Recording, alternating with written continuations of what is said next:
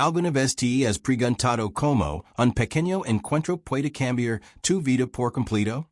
Esta historia te va a mostrar que los milagros, a veces, llegan de las formas más inesperadas. Y es la historia de como una niña valiente, un hombre de negocios, y una madre luchadora encontrarán el verdadero significado de la familia y la superación. Presta atención, porque esto te va a tocar el corazón. Un viernes cualquiera por la tarde, en medio del bullicio de la Ciudad de México, un hombre llamado Armando, de unos 42 años, bajaba de su Mercedes Negro. Armando era un magnate financiero. Había construido un imperio que lo había convertido en uno de los hombres más ricos del país, pero también en uno de los más solitarios. Su vida era una rutina de reuniones ejecutivas, cifras millonarias y decisiones importantes, sin una conexión real con nadie desde hace años. Su traje italiano de $3,000, casi una armadura, le daba esa confianza de quien cree que el dinero lo compra casi todo. Respeto, lealtad, incluso amor. O eso pensaba él. Sus pasos resonaban en el mármol del lobby mientras se dirigía al ascensor privado que lo llevaría al piso 50, donde tenía una reunión crucial con inversionistas japoneses. Pero el destino tenía otros planes. Cuando las puertas del ascensor se abrieron en el piso 15 por una falla técnica, Armando suspiró con frustración. Odiaba los imprevistos, odiaba perder el control y definitivamente, odiaba tener que usar las escaleras. Pero, mientras caminaba hacia la salida de emergencia, una vocecita lo detuvo en seco. Disculpe, señor. Armando se volteó y vio a una niña pequeña. No podía tener más de 6 años, parada junto a los asientos del área de espera. Tenía el cabello castaño recogido, en dos coletas despeinadas. Llevaba un vestido azul que había visto mejores días, y sus zapatos estaban gastados, pero limpios. Pero lo que más le llamó la atención fueron sus ojos grandes, expresivos, llenos de una tristeza que no debería existir en el rostro de una niña tan pequeña. ¿Qué haces aquí, niña? Preguntó Armando, mirando alrededor, buscando a algún adulto responsable. ¿Dónde están tus padres? La niña se acercó unos pasos, y Armando pudo ver que había estado llorando. Sus mejillas estaban manchadas de lágrimas, y sostenía fuertemente un papel arrugado en sus manitas. Mi mamá está arriba, en el piso 18, respondió con una voz temblorosa. Está tratando de conseguir trabajo, pero ella está muy enferma y no puede trabajar bien. Armando frunció el seno. El piso 18 albergaba varias empresas pequeñas, principalmente firmas de contabilidad y bufetes de abogados. No tenía idea de por qué una mujer enferma estaría buscando trabajo allí, pero tampoco era su problema. Mira, pequeña, estoy seguro de que tu mamá pueda cuidar de sus propios asuntos. Yo tengo una reunión muy importante y, por favor. La niña interrumpió, y su voz se quebró. Usted se ve como una persona importante, como alguien que pueda ayudar. Mi mamá necesita trabajo porque necesitamos dinero para sus medicinas, pero ella se demaya mucho y nadie quiere contratarla. Armando se detuvo. Había algo en la desesperación pura de esa niña que atravesó todas sus defensas. Durante años había sido abordado por personas que querían algo de él, dinero, favors, inversions, pero nunca había visto una necesidad tan genuina, tan cruda, especialmente no en el rostro de una niña. ¿Cómo te llamas? Preguntó, arrodillándose para quedar a su altura. Camila, respondió, limpiándose los ojos con el dorso de la mano. Camila Vargas, y mi mamá se llama Elena. ¿Y qué tipo de trabajo está buscando tu mamá? Cualquier cosa, respondió Camila rápidamente. Ella sabe hacer muchas cosas. Puede limpiar, puede cocinar, puede cuidar niños. Ella trabajaba en una oficina antes de enfermarse, pero la despidieron cuando comenzó a faltar por ir al doctor. Armando sintió algo extraño moviéndose en su pecho. No era compasión, ese dijo a sí mismo. Era simplemente curiosidad. Haitianos que no interactúan con gente común, con personas que luchaban por necesidades básicas en lugar de lujos. Camila, ¿qué enfermedad tiene tu mamá? Los ojos de la niña se llenaron de lágrimas nuevamente. Los doctores dicen que tiene algo en el corazón. Necesita una operación, pero cuesta mucho dinero. Nosotros no tenemos dinero para eso. ¿Y tu papá? No tengo papá, respondió Camila simplemente, como si fuera la cosa más natural del mundo. Siempre hemos sido solo mi mamá y yo. Armando se quedó en silencio por un momento, procesando la información. Una madre soltera, enferma, buscando trabajo desesperadamente para mantener a su hija y pagar por un tratamiento médico que probablemente costaría más de lo que ella podría ganar en años. Camila, ¿por qué me estás contando esto a mí? La niña lo miró con esos ojos enormes y honestos. Porque cuando los six bajar del carro bonito y con el traje elegante, pensé que tal vez, solo tal vez, usted podría ayudar a mi mamá a conseguir trabajo. Ella es muy buena trabajando. Ese lo permito. Solo necesita que alguien le dé una oportunidad. Armando sintió algo que no había experimentado en años. La sensación de ser realmente necesitado, no por su dinero o connections, sino por su humanidad básica. Esta niña no sabía quién era él, no sabía cuánto dinero tenía. Simplemente veía a un adulto que podría ayudar a su madre. ¿Sabes qué, Camila? Vamos a subir al piso 18 y vamos a conocer a tu mamá. Los ojos de Camila se iluminaron como si hubiera visto un milagro. ¿En serios? ¿De verdad va a ayudar? Vamos a ver qué podemos hacer. Respondió Armando y, por primera vez en años, canceló mentalmente su reunión milenaria. Algo le decía que lo que estaba a punto de descubrir en el piso 18 sería más importante que cualquier contrato que pudiera firmar. Mientras subían en el ascensor, Camila le contó más sobre su vida. Vivían en un apartamento pequeño al otro lado de la Ciudad de México. Su mamá trabajaba en dos empleos antes de enfermarse, y ella iba a la escuela pública del barrio.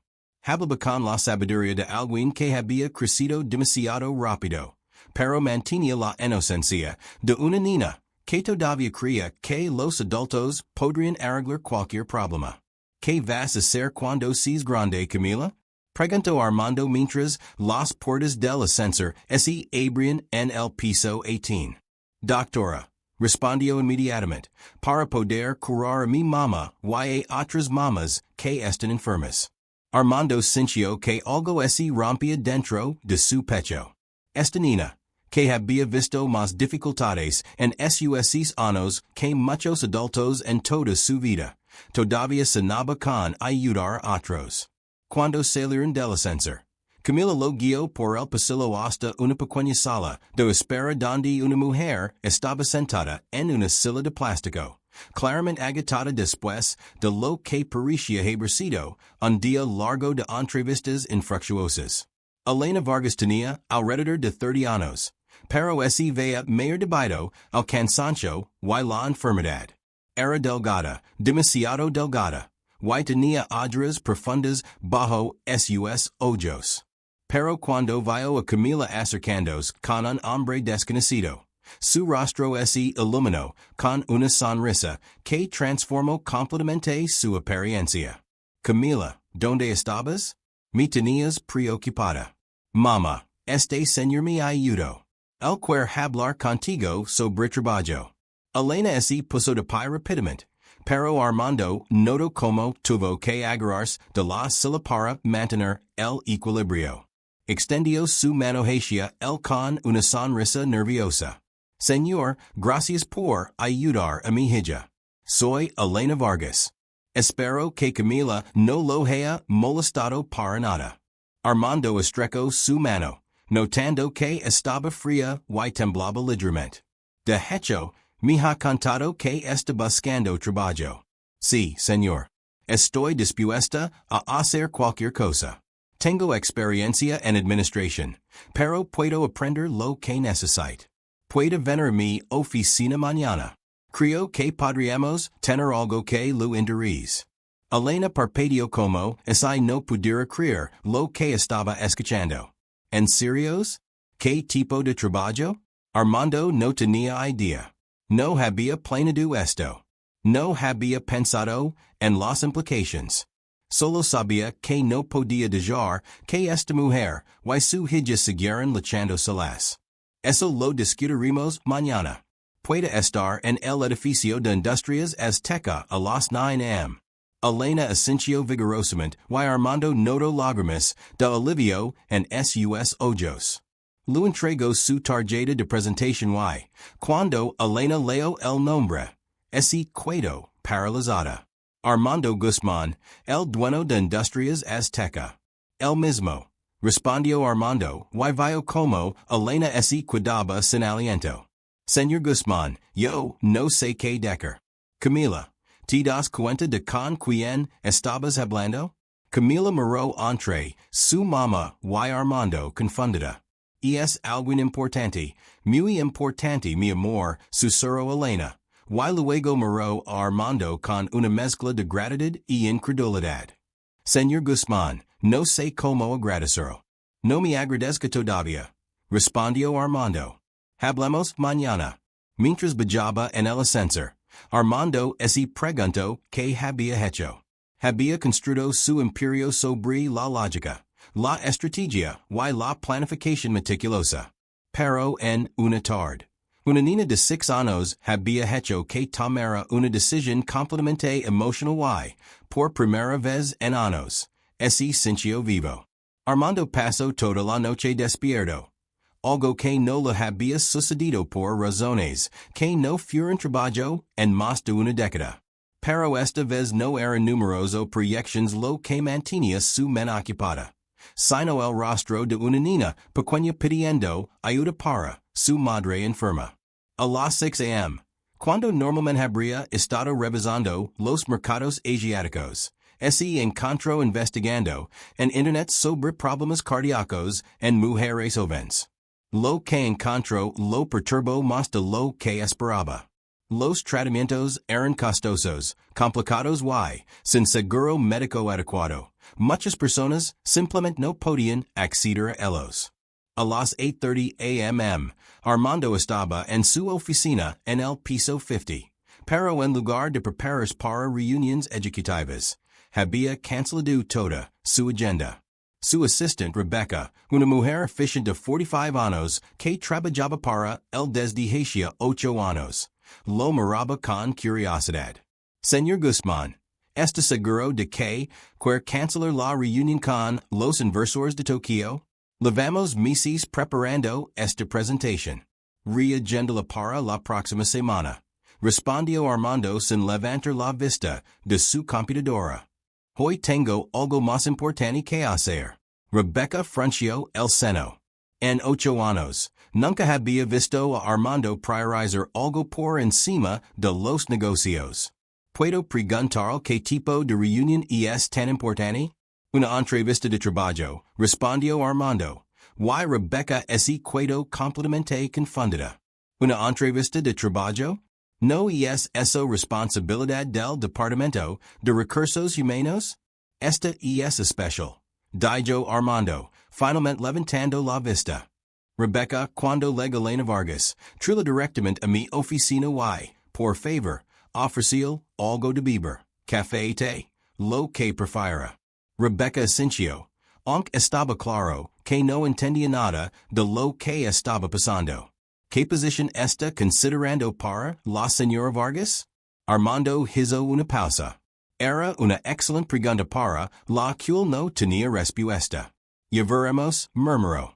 A las 9 am, en punto, Rebecca tocó la puerta de su oficina.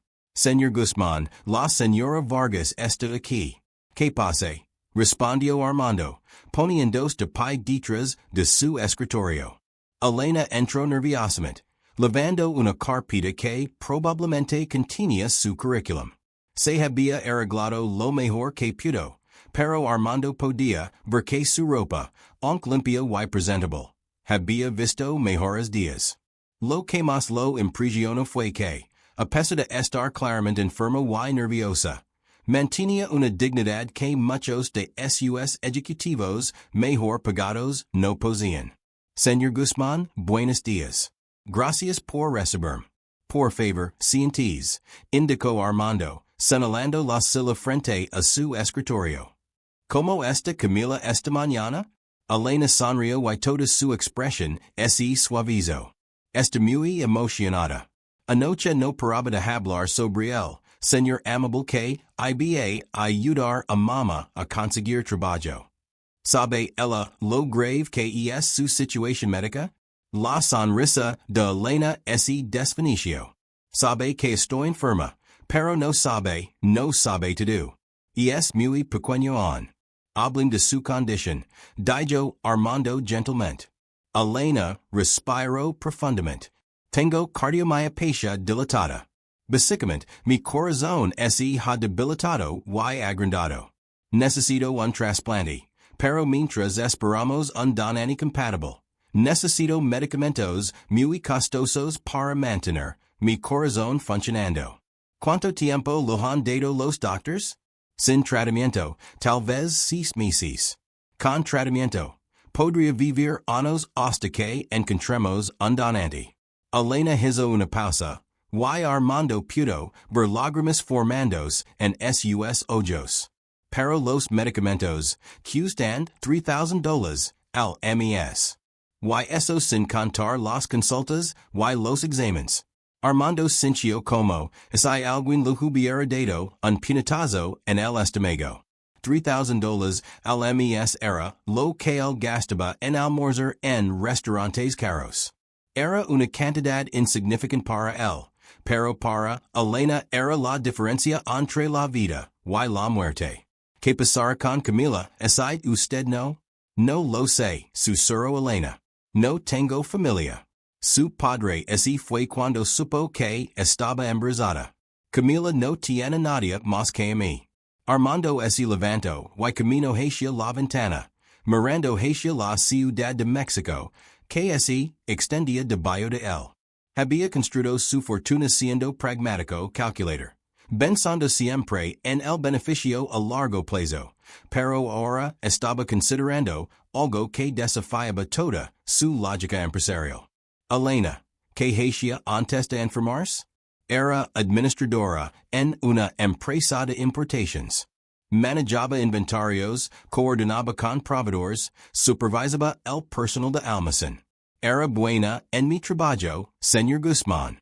Nunca leg tarde, nunca falta menos que fuera absolutamente necesario. ¿Por qué la despidieron? Elena bajó la mirada. Cuando comenzarán los síntomas, empieza a desmayarme en el trabajo. Al principio pensé que era estrés, pero luego comenzó a pesar más frecuentemente. Mi supervisor dijo que era una responsabilidad tener a alguien que podía colapsar en cualquier momento. ¿Tiene su currículum? Elena lo entregó la carpeta que había estado sosteniendo. Armando la revisó rápidamente y se sorprendió por lo que encontró. Elena tenía un título en Administración de Empresas, varios cursos de capacitación y referencias excelentes de todos sus trabajos anteriores. Está sobrecalificada para la mayoría de los trabajos que ha estado solicitando, observó Armando. Cuando estás desesperada, no puedes ser exigente, respondió Elena. Necesito cualquier trabajo que pueda hacer sin poner en riesgo mi salud. Armando tomó una decisión que cambiaría no solo la vida de Elena y Camila, sino también la suya propia. Elena, quiero ofrecerle un trabajo. Pero antes de que acepte, necesito que entienda algo.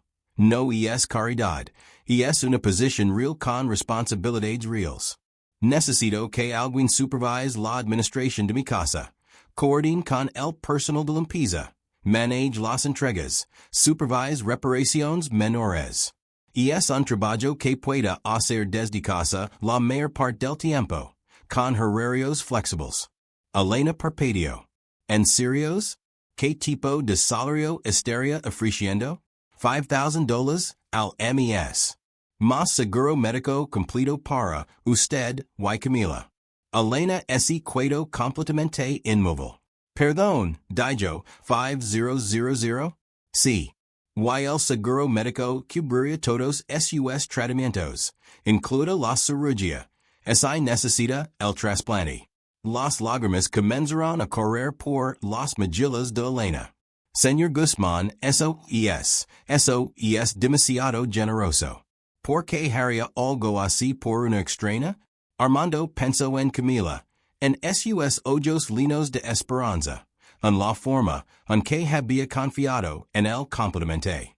Porque su hijami recordó algo que había olvidado. Me recuerdo que algunas cosas son más importantes que los números en una cuenta bancaria. No sé qué decir, soloso Elena. Y es como un milagro. Hay una condición, añadió Armando. Necesito que se enfoque en cuidar su salud. Nada de trabajar cuando se siente mal. Nada de ocultar síntomas. Su prioridad número uno es recuperarse. Elena asintió vigorosamente. Sí, por supuesto, señor Guzmán. No sé cómo agradecerlo. Cuides Whitesueda a Camila. Eso será agradecimiento suficiente. Armando pasó la siguiente hora explicando los detalles del trabajo, presentando a Rebecca, quien la ayudaría con los trámites del seguro médico, y arreglando para que empezara el lunes siguiente. Cuando Elena estaba a punto de irse, ese volteó hacia Armando con una expresión que él no pudo interpretar completamente. Señor Guzmán, ¿puedo preguntar algo personal? Por supuesto. ¿Tiene usted hijos? Armando sintió una punzada de algo que no había experimentado en años. No, nunca mi case, nunca tuve tiempo para una familia. Pues debería saber que habría sido un padre maravilloso. Dijo Elena suavemente. Lo que está haciendo por Camila y por mí. No todos los hombres tienen esa bondad en el corazón. Después de que Elena se fue, Armando se quedó solo en su oficina, mirando por la ventana hacia la Ciudad de México. Rebecca entró con una taza de café. Señor Guzmán, ¿puedo preguntar qué acaba de pasar? Armando tomó el café y sonrió, algo que Rebecca no había visto en años. Acabo de hacer la mejor inversión de mi vida, Rebecca. Y ni siquiera tiene que ver con dinero. Y esa noche, Armando se fue a casa temprano por primera vez en años. Pero en lugar de dirigirse a su mansión vacía, se detuvo en una juguetería. Había algo que necesitaba hacer. Mientras caminaba por los pasillos linos de juguetes, se dio cuenta de que no tenía idea de que les gustaba a las niñas de 6 años. Pero cuando vio una casa de muñecas grande con muebles diminutos, algo en su interior le dijo que era perfecta. Al día siguiente, cuando el regalo fue entregado en la dirección de Elena, vino acompañado de una nota para Camila. Gracias por recordarme que los mejores milagros vienen en paquetes pequeños. Pero Armando no sabía que el verdadero milagro apenas estaba comenzando. 3 semanas después de haber contratado a Elena, Armando se encontró haciendo algo que nunca había hecho en sus 42 años de vida. Salir temprano del trabajo para cenar con alguien que no fuera un cliente o socio de negocios. Elena había resolvido ser exactamente lo que había prometido, eficiente, responsable y completamente dedicada a su trabajo. Había reorganizado toda la administración de la casa con una precisión que impresionó incluso a Armando, quien era conocido por sus estándares imposiblemente altos. Los proveedores llegaban a tiempo. Las reparaciones se completaban sin demoras y, por primera vez en años, Armando no tenía que preocuparse por los detalles domésticos que siempre habían sido una molestia. Pero más que eso, Elena había traído algo a la vida de Armando que no sabía que necesitaba. Una sensación de propósito que iba más allá del éxito financiero. Su casa. Una mansión moderna de 5 habitaciones que siempre había sentido demasiado grande y vacía. Ahora tenía vida. Había risas en los pasillos, el aroma de comida casera, en la cocina, y una calidez que ninguna cantidad de dinero había podido comprar. Tío Armando. La vocesada de Camila resonó por toda la casa cuando él entró por la puerta principal. En las 3 semanas que habían trabajado juntos, la niña había comenzado a llamarlo así naturalmente. Y él había descubierto que no había sonido en el mundo que le gustara más.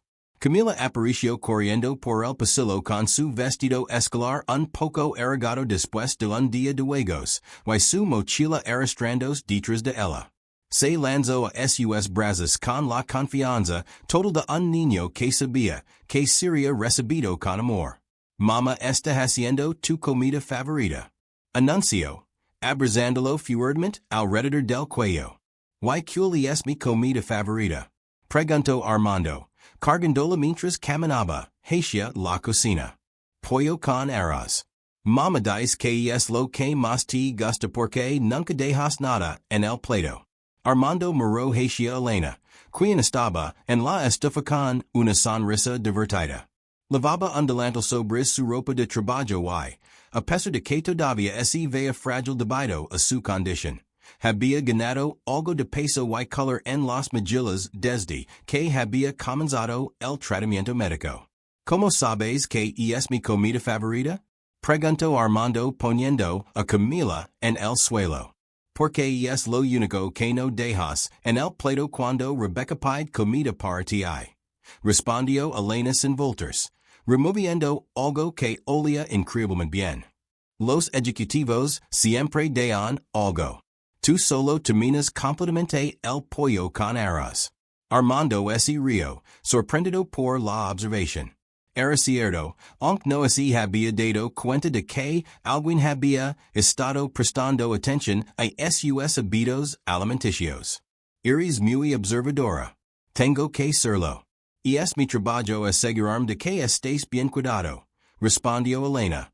Y había algo en su tono que sugería que para ella este trabajo era mucho más que una simple transacción comercial. ¿Puedo ayudar con la cena? Preguntó Armando, aflojándose la corbata. Elena se volteó con sorpresa genuina. ¿Tú quieres cocinar? Nunca he cocinado en mi vida, admitió Armando, pero siempre he querido aprender. Yo te enseño, exclamó Camila, saltando de emoción. Yo sé hacer muchas cosas. Sé hacer huevos revueltos y sándwiches de mantequilla, de maní y hasta pancakes. Durante la siguiente hora, Armando se encontró en una situación completamente nueva. Siendo enseñado por una niña de 6 años cómo hacer huevos revueltos mientras Elena preparaba el resto de la cena. Camila se había subido a una silla para alcanzar el mostrador, dirigiéndolo con la seriedad de un chef profesional. No, tío Armando, lo corrigió pacientemente. Tienes que mover la cuchara así, en círculos, o se van a quemar. Armando siguió sus instrucciones religiosamente, pero aún así logró quemar los primeros huevos. Puso demasiada sal en los segundos, y los terceros salieron demasiado líquidos. Pero cuando finalmente logró hacer un lote que era comestible, Camila aplaudió como si hubiera logrado el mayor triunfo del mundo. Están perfectos, tío Armando. Eres el mejor cocinero. No sé si soy el mejor, se rió Armando, limpiándose las manos en el delantal que Elena lo había puesto. Pero definitivamente soy el estudiante más entusiasta que has tenido. Elena los observaba desde la estufa con una sonrisa que transformaba completamente su rostro. Camila es una maestra muy exigente. A mí me tomó semanas aprender a hacer huevos como a ella le gustan. ¿Mamá también tuvo que aprender a cocinar? Preguntó Armando curioso. Sí, respondió Camila. Mamá dice que cuando era joven lo único que sabía hacer era quemar agua. Camila. Protesto Elena, riendos. No loquens todos, mis secretos. Que mas no sabe hacer mama? Pregunto, Armando, conspiradorment. No sabe manejar bicicleta. Anuncio Camila triunfalmente. Eso tampoco lo sabía. Exclamó Elena, pero estaba riendo tanto que no pudo sonar verdaderamente molesta. Mientras cenaban juntos en la mesa de la cocina, Armando se dio cuenta de que esta era la primera vez en años que había tenido una conversación durante la cena que no involucra negocios, dinero o estrategias corporativas. En su lugar, escuchaba sobre el día de Camila en la escuela, sobre su mejor amiga Jimena que había perdido un diente, sobre la maestra que había traído su perro a la clase. Camila me contó algo interesante hoy, dijo Elena, sirviendo más arroz en el plato de Armando. ¿Qué te contó? Que le dijiste a su maestra que ibas a su obra de teatro la próxima semana. Armando casi se atraganta con el pollo. ¿Eso es? Sí, exclamó Camila con los ojos brillando de emoción. Le dijiste a la señorita María que ibas a venir a ver mi obra. Voy a ser un árbol. Armando miró a Elena, quien tenía una expresión divertida pero comprensiva. Cuando es la obra? Jueves a las 2 p.m., respondió Elena. Pero no te preocupes, no tienes que sé que tienes trabajo importante. ¿Estás bromando? Dijo Armando, mirando a Camila con total seriedad. ¿Cómo me voy a perder el árbol más hermoso del mundo? Los ojos de Camila se iluminaron como si hubiera visto fuegos artificiales. ¿En serios? ¿Vas a ir? No me lo perdería por nada en el mundo. Y esa noche, después de que Elena había llevado a Camila a su pequeño apartamento, Armando se quedó en su cocina limpiando los platos y pensando en lo diferente que se sentía su vida. Por primera vez en años tenía algo que esperar, que no tenía nada que ver con trabajo, dinero o éxito profesional. Al día siguiente, canceló 3 reuniones para asegurarse de que pudiera ir a la obra de teatro de Camila. Rebecca lo miró como si hubiera perdido completamente la cabeza. Señor Guzmán, la reunión con los inversores alemanes ha estado programada durante 2 meses. Reagendala. Respondió Armando mientras revisaba su correo electrónico. Algo más importante Sergio. Más importante que una inversión de $50 millones? Mucho más importante. Rebecca se quedó en silencio por un momento, estudiando a su jefe. En 8 años trabajando para él, nunca lo había visto priorizar algo personal por encima de los negocios. ¿Puedo preguntar qué es tan importante? Una niña de 6 años va a actuar como un árbol en una obra de teatro, y le prometí que estaría allí para verla. Rebecca parpadeó. Disculpe, ¿he oído bien? Armando sonrió.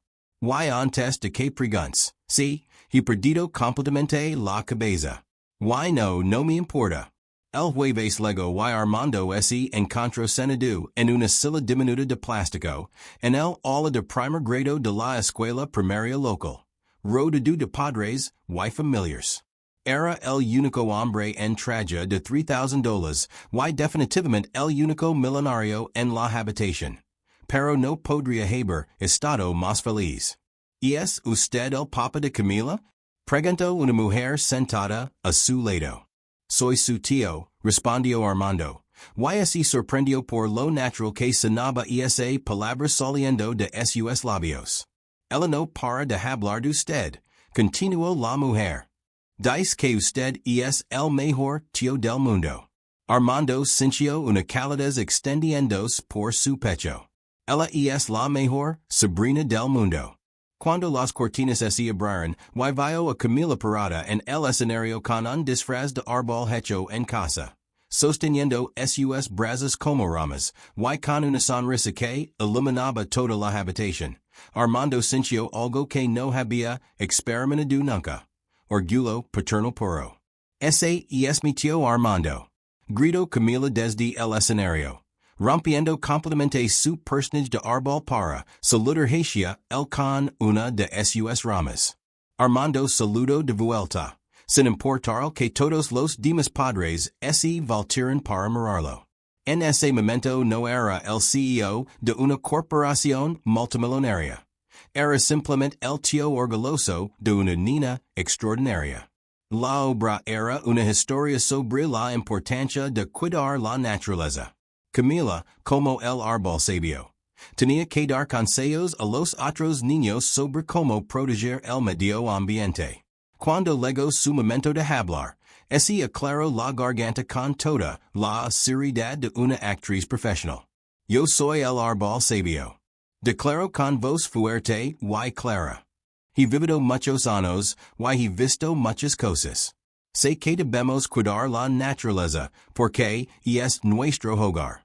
Armando se encontró grabando con su teléfono, algo que nunca había hecho antes. Quería capturar cada momento, cada expresión, cada palabra. Después de la obra, Camila corrió hacia el todavía con su disfraz de árbol. Tío Armando, ¿viniste? ¿Fui un buen árbol? Fuiste el mejor árbol que he visto en mi vida, dijo Armando, levantándola en brazos. Estoy muy orgulloso de ti. ¿Podemos celebrar? ¿Podemos ir por helado? Armando miró a Elena, quien había estado observando desde el fondo del salón con lágrimas de alegría en los ojos. Ella asintió con una sonrisa. Por supuesto. Vamos a celebrar. En la heladería, mientras Camila devoraba un helado de chocolate triple con chispas de colores, le contó a Armando sobre todo lo que había practicado para la obra, sobre sus amigos en la escuela, sobre la tarea que tenía que hacer esa noche. Tío Armando, dijo Camila entre cucharadas de helado. ¿Tú tienes familia?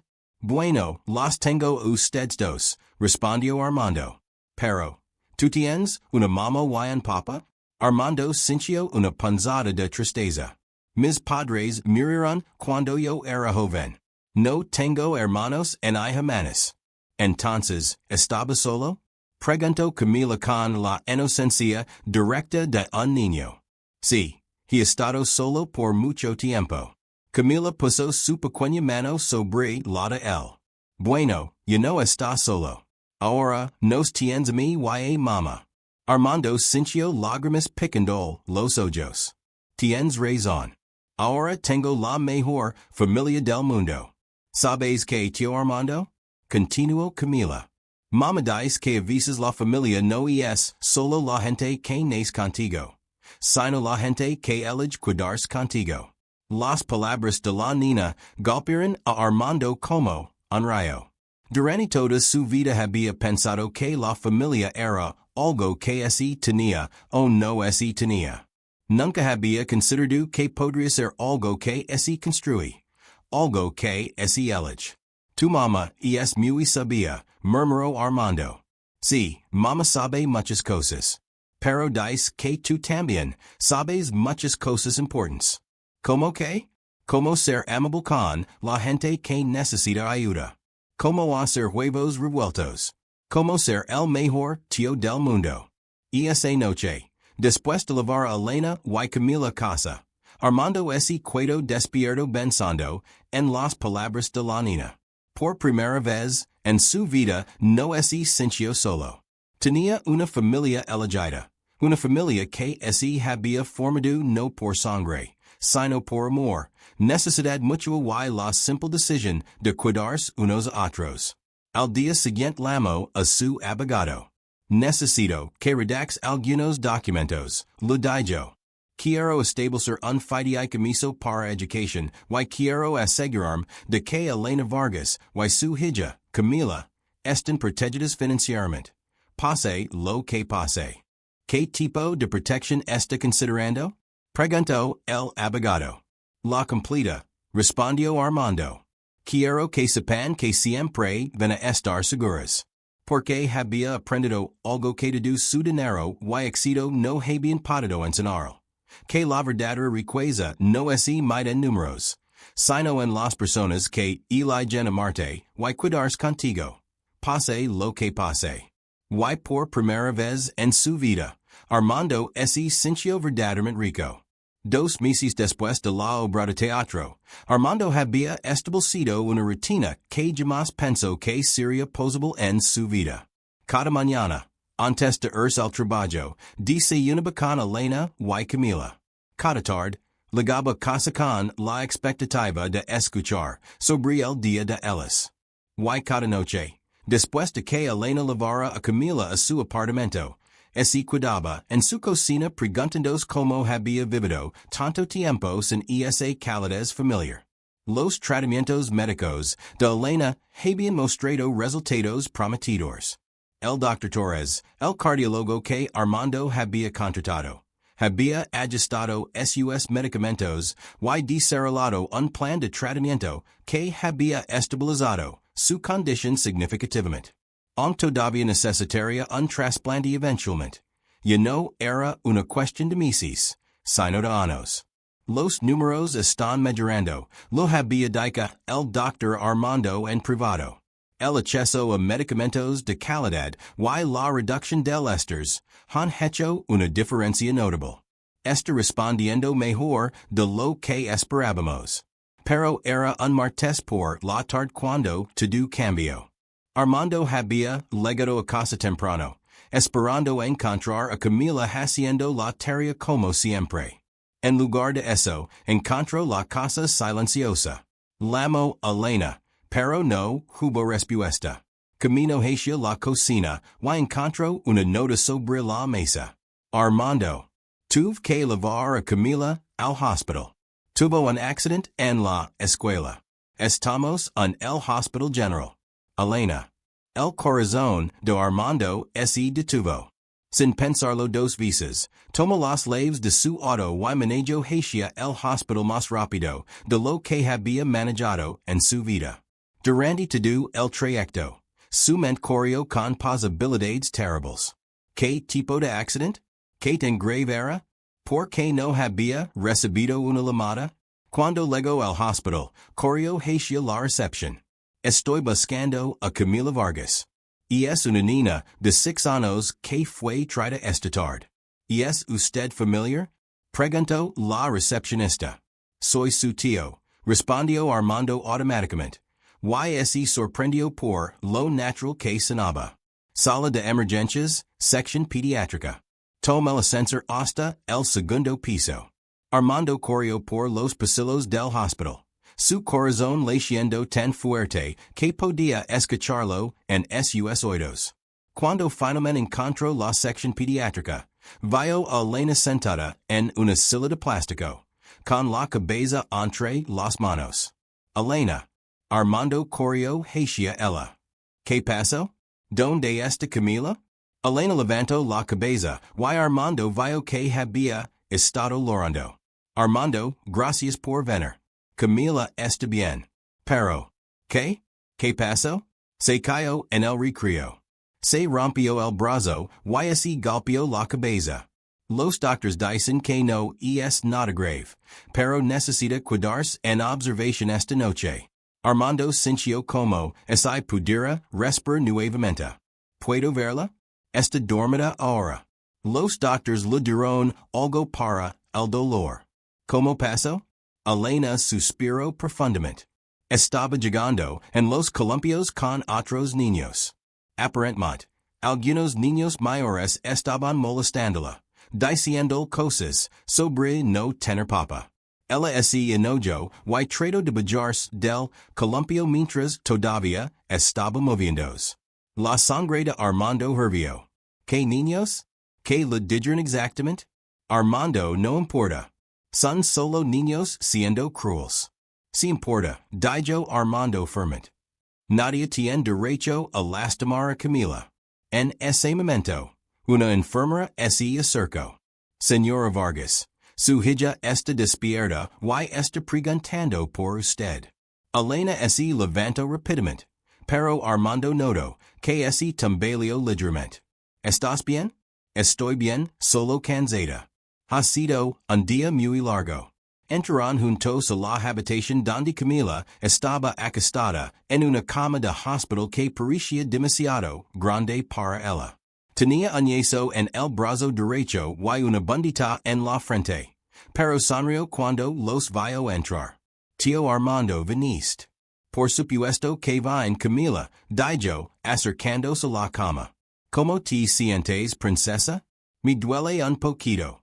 Pero la doctora dice que voy a estar bien.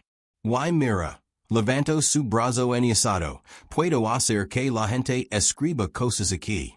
¿Puedo ser el primero en escribir algo? Preguntó Armando. Sí. Una enfermera lo trayó un marcador y Armando escribió cuidadosamente.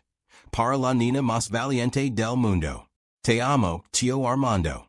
Los ojos de Camila se llenaron de lágrimas de alegría. Eso es lo más bonito que alguien me ha escrito.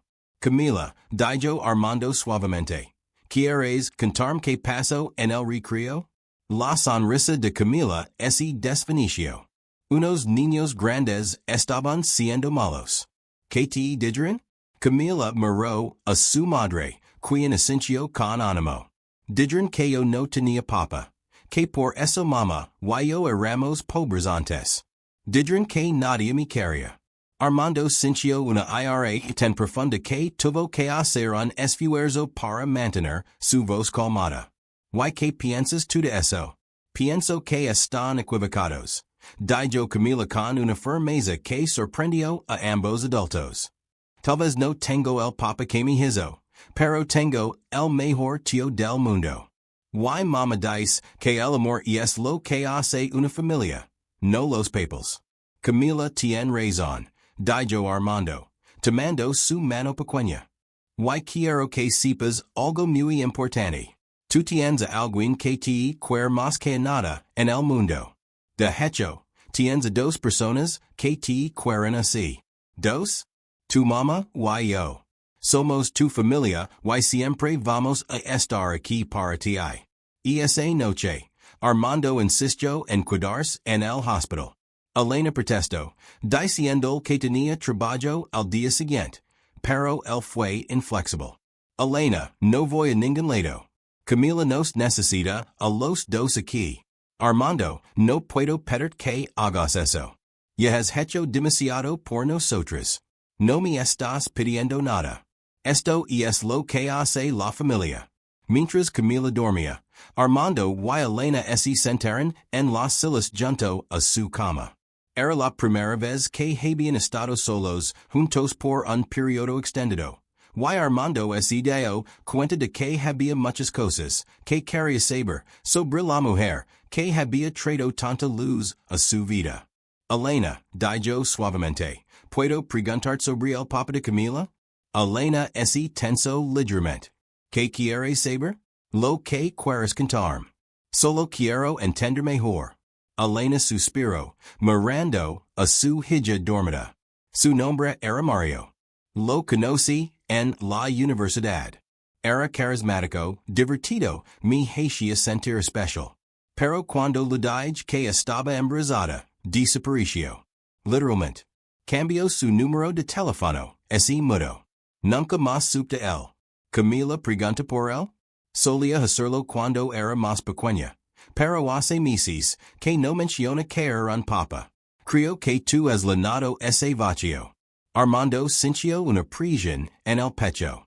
¿Alguna vez has pensado en casar, en darle a Camila una figura paterna permanente? Elena lo miró con curiosidad.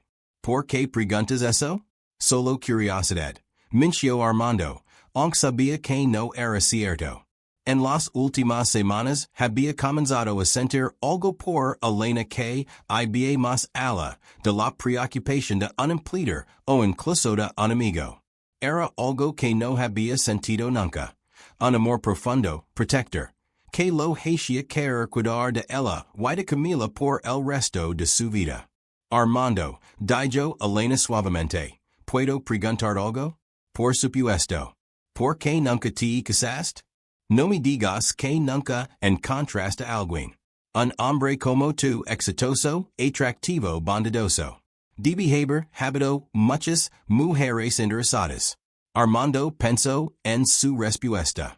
Hubo algunas, pero siempre seni que estaban interesadas en Armando Guzmán, el millonario, no en Armando la persona.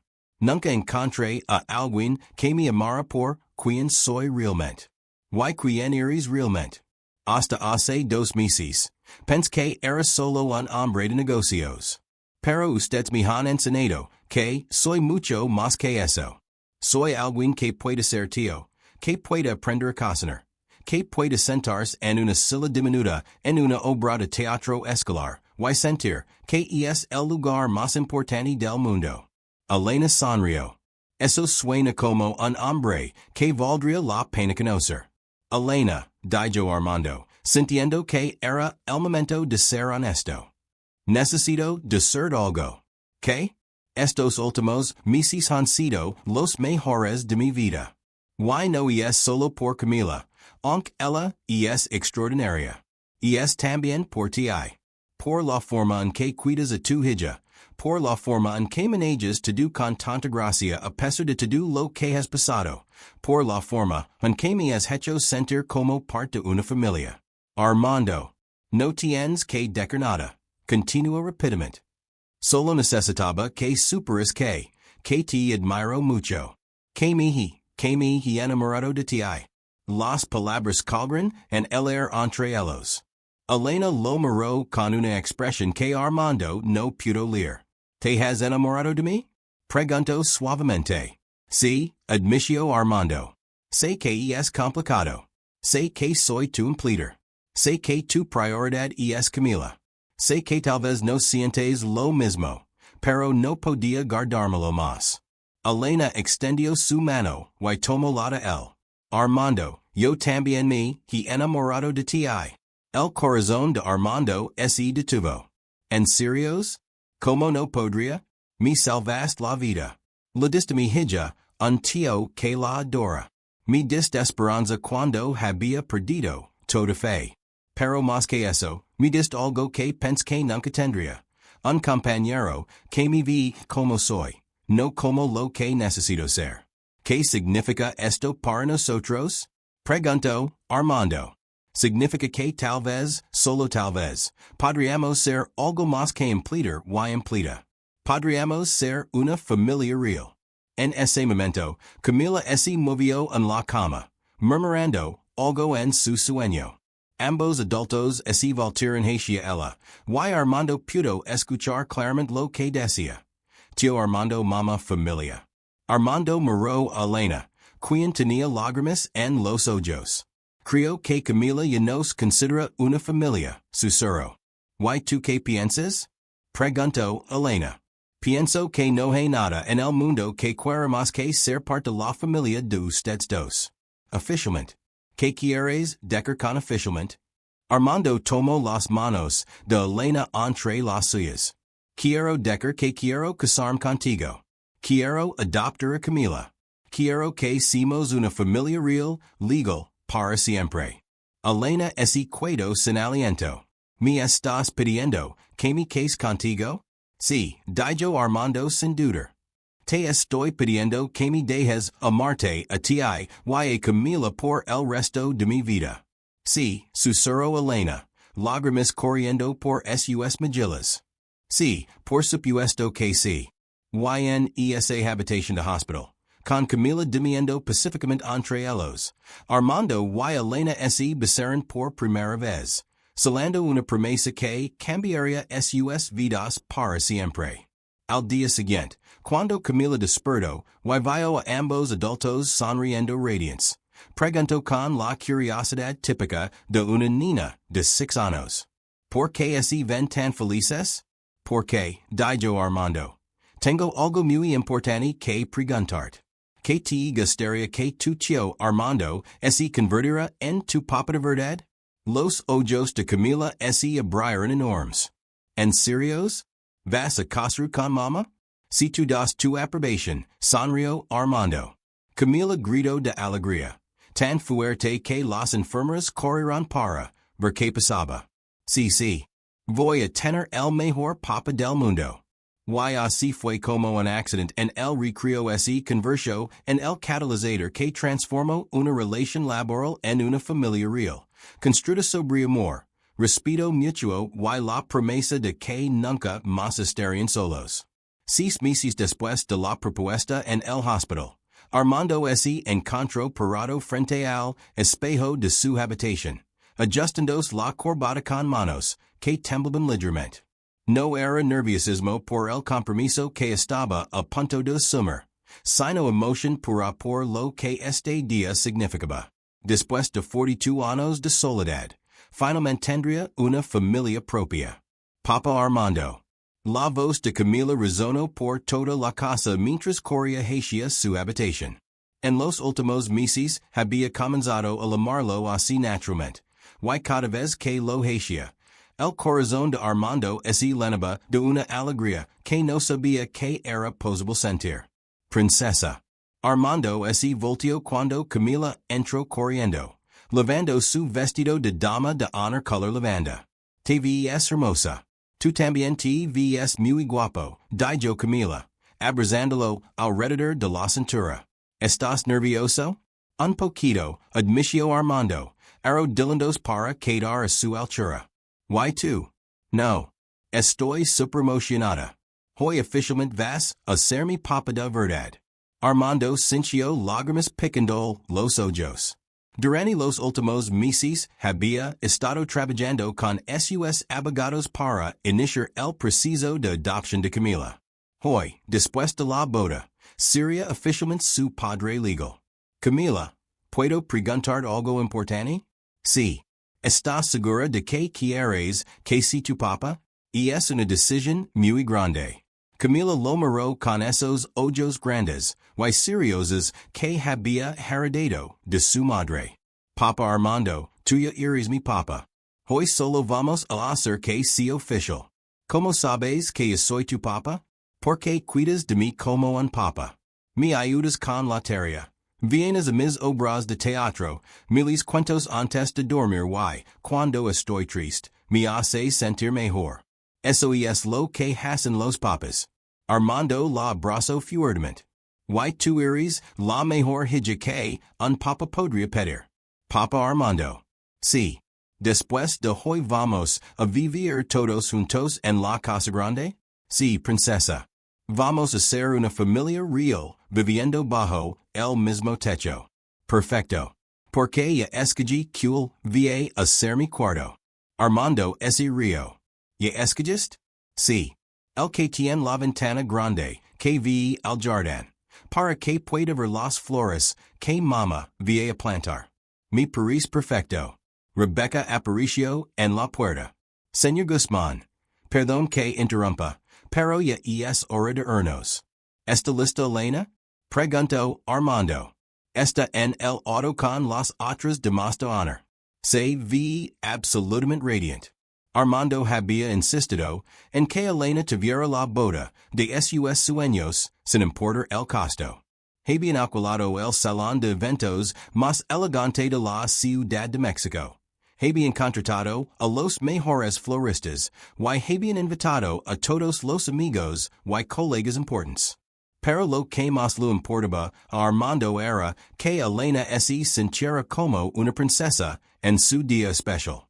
¿Listos para ir a casarnos? Le preguntó Armando a Camila. Super listos. El viaje hasta el lugar de la boda fue silencioso. Armando miraba por la ventana, reflexionando sobre cómo su vida había cambiado completamente. Hace un año, hay alguien le hubiera dicho que estaría a punto de casarse con una madre soltera y adoptar a una niña de 6 años. Habría pensado que esa persona estaba loca. Pero ahora, no podía imaginar su vida de otra manera. Cuando llegaron al salón, Armando se sorprendió por la cantidad de gente que había venido. Había invitado a colegas del trabajo, socios de negocios y conocidos de la industria.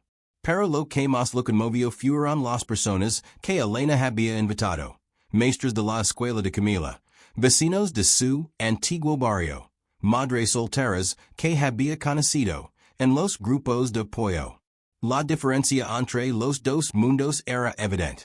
Pero de alguna manera todos estaban allí para celebrar su unión. Señor Guzmán, ¿se acercó el coordinador de la boda? ¿Está listo para tomar su lugar? Más listo de lo que he estado para cualquier cosa en mi vida.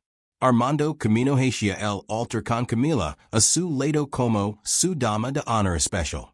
Habían decidido que ella caminaría con él, simbolizando que los tres estaban unidos como familia. Cuando la música comenzó, y las puertas se abrieron para revelar a Elena, Armando sintió que su corazón se detenía. Llevaba un vestido de novia blanco, simple pero elegante, que realzaba su belleza natural. Su cabello estaba peinado en un moño suave, y llevaba el collar de perlas que Armando lo había regalado como regalo de compromiso. Pero lo que más lo impresionó fue la sonrisa radiante en su rostro. Elena caminó hacia él acompañada por Rebecca, quien había ofrecido darle el brazo cuando se enteró de que Elena no tenía familia cercana.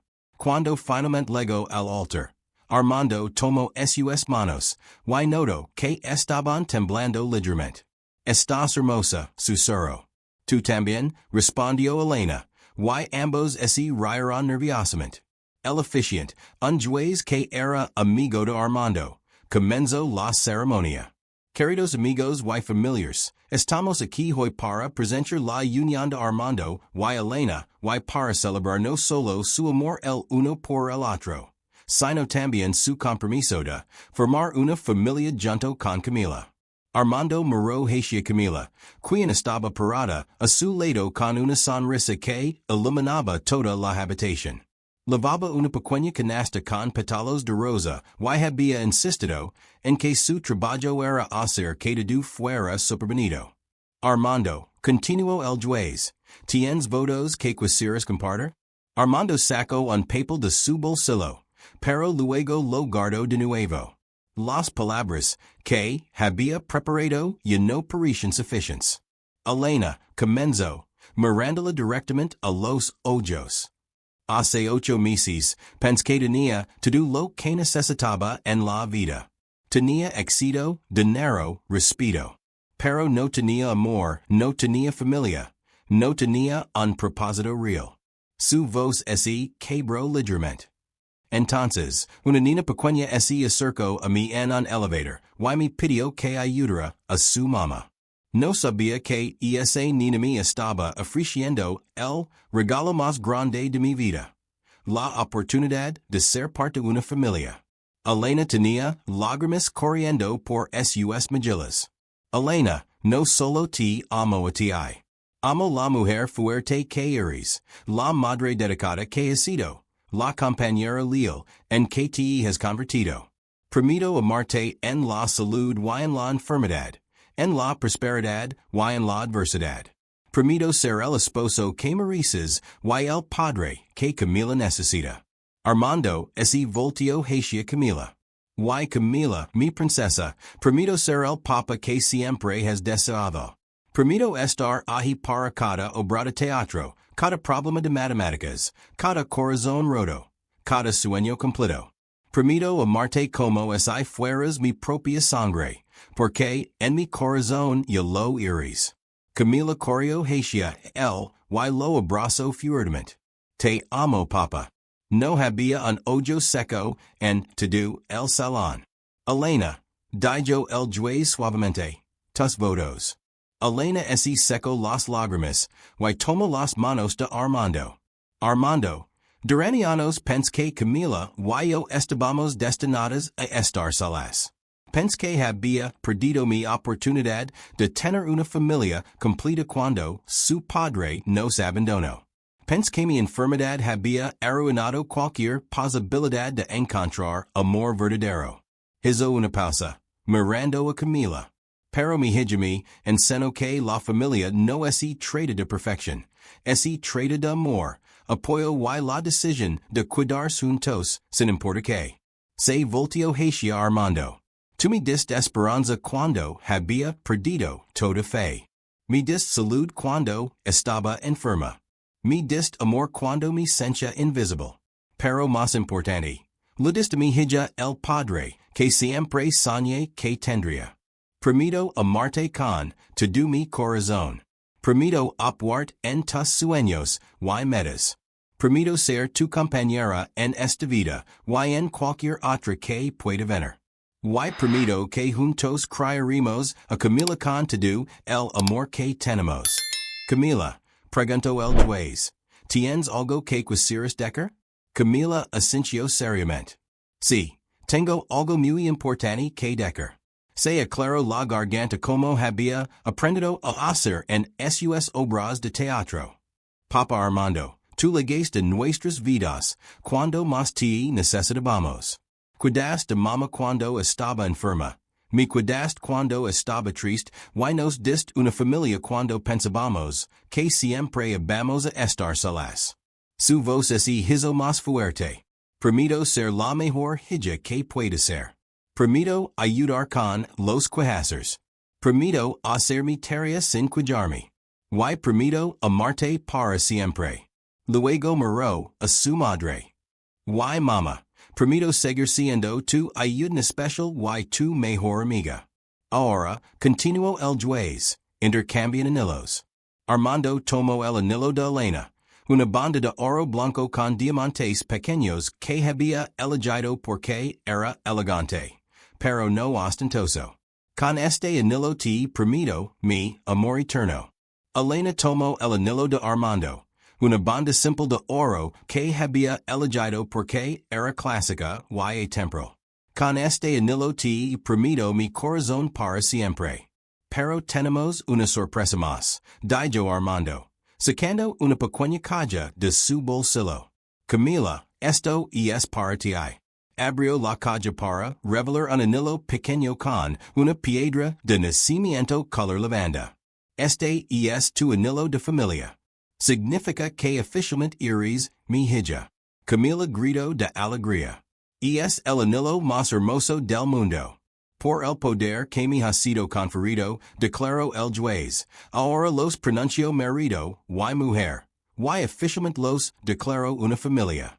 Armando puede besar a su esposa. Armando besó a Elena suavemente, y luego ambos se agacharon para abrazar a Camila.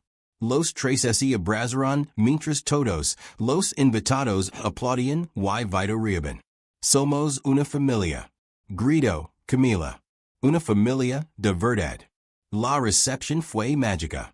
Armando había contratado a una banda que tocó todas las canciones favoritas de Elena y había montado un área especial para niños donde Camila y los otros niños invitados podían jugar. Pero el momento más especial llegó cuando fue hora del primer baile. Armando y Elena bailaron una canción lenta mientras Camila los observaba desde la mesa principal con una sonrisa enorme. ¿Sabes qué es lo más increíble de todo esto? Susurró Elena mientras bailaban. ¿Qué? Que empezó con una niña pequeña pidiendo ayuda a un extraño. Y ahora, mira dónde estamos. No éramos extraños, corrigió Armando. Éramos una familia que simplemente no se había encontrado todavía. Después del primer baile, Armando invitó a Camila a bailar con él. ¿Quieres bailar con papá? Sí. Camila corrió hacia él y él la levantó para que pudiera poner sus pies sobre los suyos. Mientras bailaban, Camila murmuró. Papa Armando, ¿puedo preguntar algo? Por supuesto, princesa. ¿Vamos a tener más bebés? ¿Voy a tener hermanitos? Armando, ese río. ¿Te gustaría tener hermanos? Sí, pero solo si son tan buenos como tú y mamá. Bueno, eso es algo que tu mamá y yo vamos a decidir juntos. Pero si tenemos más bebés, tú serías la mejor hermana mayor del mundo. Lo sé. Les voy a enseñar a hacer huevos revueltos y a actuar como árboles. La noche continuó con discursos emotivos de Rebecca, que habló sobre cómo había visto a Armando transformarse de un hombre solitario en un padre devoto. El Dr. Torres habló sobre cómo había visto a Elena recuperarse no solo físicamente, sino emocionalmente al encontrar amor y estabilidad. Y la maestra de Camila habló sobre como había visto a una niña florecer al tener finalmente una familia completa. Cuando llegó el momento de cortar el pastel, Camila insistió en ayudar. Y es nuestro pastel de familia. Declaró. Tenemos que cortarlo juntos. Así que los tres cortaron el pastel juntos, con Camila en el medio y sus nuevos padres a cada lado. Hagamos un deseo, dijo Camila. Todos juntos. ¿Qué dices, princesa? Preguntó Armando. Deseo que seamos felices para siempre y que nunca más tengamos que estar solos.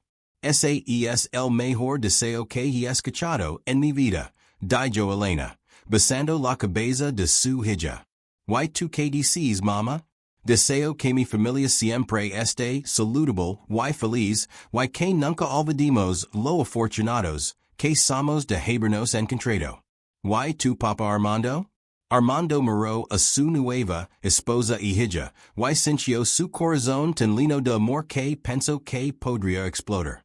Deseo que este sea solo el comienzo de una vida llena de aventuras, risas y amor incondicional. Perfecto. Aplaudió Camila. Ahora soplimos las velas. Los tres soplaron las velas juntos, y, cuando el humo ese olivo hacia el techo, Armando sintió como si todos sus sueños se estuvieran haciendo realidad al mismo tiempo. Más tarde esa noche, después de que todos los invitados se habían ido y habían lavado a una Camila agitada pero feliz a su nueva habitación en la casa grande, Armando y Elena se quedaron solos en su habitación. ¿Cómo te sientes, señora Guzmán? Preguntó Armando, abrazándola. Me siento como si fuera la mujer más afortunada del mundo, respondió Elena. ¿Y tú cómo te sientes? Me siento como si finalmente hubiera encontrado mi lugar en el mundo. Como si todo lo que pasé antes fuera necesario para llegar hasta aquí, hasta ustedes. ¿Sabes qué es lo que más me gusta de todo esto? Preguntó Elena. ¿Qué? Que no se siente como el final de algo. Se siente como el comienzo de todo. Armando la besó suavemente. Tienes razón. Esto es solo el comienzo. Y mientras se quedaban dormidos en su primera noche como familia oficial, Armando pensó en el camino extraordinario que los había llevado hasta ahí. Una niña pidiendo ayuda. Una madre luchando por sobrevivir y un hombre que había aprendido que la verdadera riqueza no es en dinero, sino en amor. Mañana comenzaría su nueva vida como esposo y padre y no podía esperar a ver qué aventuras les esperaban. 2 años después de la boda, la vida de la familia Guzmán había encontrado un ritmo perfecto. Armando había aprendido a equilibrar su trabajo con su vida familiar. Elena había florecido tanto en salud como en felicidad, y Camila, ahora de 8 años, se había convertido en una niña segura y radiante que llenaba la casa de risa y energía. Era un sábado por la mañana cuando todo cambió nuevamente. Armando estaba en la cocina preparando pancakes, una tradición que había desarrollado durante los fines de semana. Camila estaba sentada en la mesa contándoles sobre su proyecto de ciencias para la escuela cuando Elena entró con una expresión que él no había visto en mucho tiempo. Una mezcla de emoción y nerviosismo. Buenos días, mi amor, dijo Armando, besándola en la mejilla. ¿Duermes bien? Armando, dijo Elena, tomando su mano. Necesito hablar contigo. ¿Pasó algo malo? Preguntó Armando inmediatamente, preocupado. Durante los últimos 2 años, la salud de Elena había sido estable, pero siempre había una parte de él que temía que los síntomas regresaran. No, no es nada malo, sonrió Elena. Al contrario, es algo muy bueno. Pero necesito decírtelo en privado. Mamá tiene un secreto. Preguntó Camila, levantando la vista de su yugo de naranja. Algo así, princesa, respondió Elena. Puedes quedarte aquí terminando tu desayuno mientras, papa, hablamos un momentito? Puedo poner jarabe extra en mis panqueques? Claro que sí, dijo Armando. Aunque su mente estaba completamente enfocada en la expresión de Elena. Se dirigieron al estudio y Armando cerró la puerta detrás de ellos. ¿Qué pasa, amor? Me tienes preocupado. Elena tomó sus manos y lo miró directamente a los ojos. Armando, estoy embarazada. El mundo de Armando se detuvo. ¿Qué dijiste? Estoy embarazada de 6 semanas. Armando se quedó completamente inmóvil, procesando la información. Embarazada. ¿En serios? Sí, en serios. Fui al doctor para confirmarlo. Y el doctor dice que está bien con tu condición cardíaca. Esa fue mi primera pregunta también. Sonrió Elena.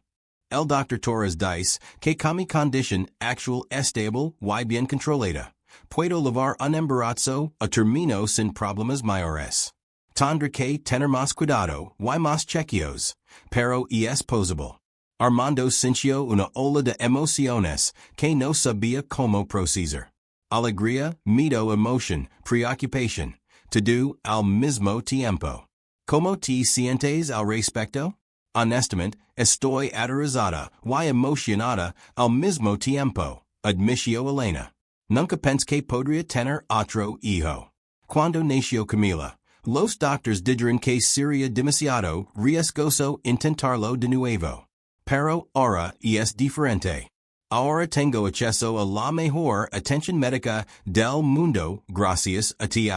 Tengo un corazón más fuerte gracias a los tratamientos y tengo una familia que me apoya. Armando la abrazó fuertemente. ¿Estás segura de que quieres hacer esto? ¿Tú quieres hacerlo? Preguntó Elena. Elena, no hay nada en el mundo que quiera más que tener un hijo contigo. Pero solo así estás completamente segura de que es seguro para ti. Lo estoy. ¿Y Armando? ¿Hay algo más? ¿Qué? ¿Recuerdas la noche de nuestra boda? Cuando Camila preguntó si vamos a tener más bebés. Armando se rió. Sí recuerdo. Bueno. Creo que el universo estaba escuchando. En ese momento, escucharon pequeños golpes en la puerta. Mamá, papá. Quiero saber el secreto. Armando y Elena se miraron. ¿Crees que está lista para saber? Preguntó Armando. Creo que voy a estar emocionada, respondió Elena. Abrieron la puerta y encontraron a Camila parada afuera con los brazos cruzados y una expresión muy seria. ¿Cuál es el secreto? ¿Estoy en problemas? No, princesa, no estás en problemas. Se rió Armando, levantándola en brazos. De hecho, tenemos noticias muy buenas. ¿Qué noticias? Elena se acercó y tomó la mano de Camila. Cariño, vas a tener un hermanito o hermanita.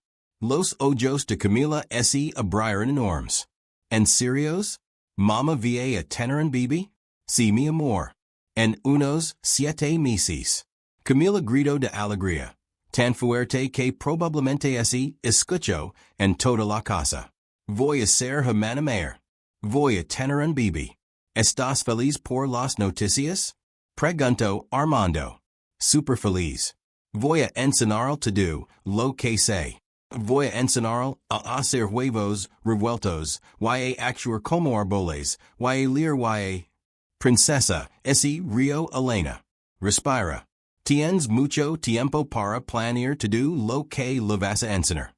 Los siguientes meses fueron un torbellino de actividad.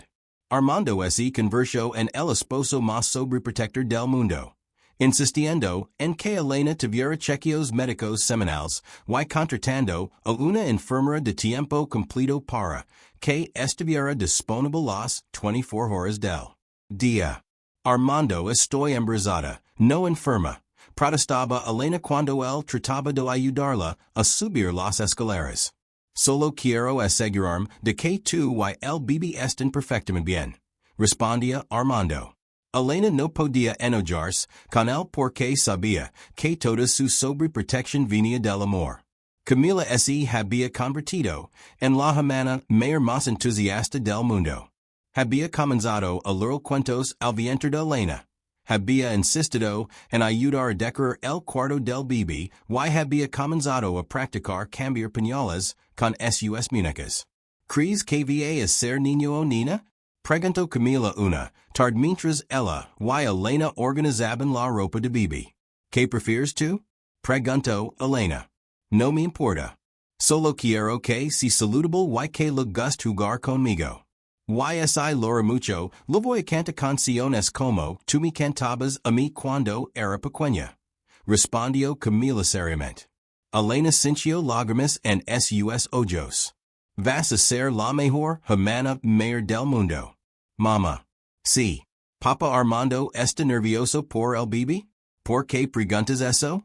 Porque lo encontré leyendo libros sobre cómo ser papá y, cuando me vaya. Cerró el libro rápidamente. Elena se rió.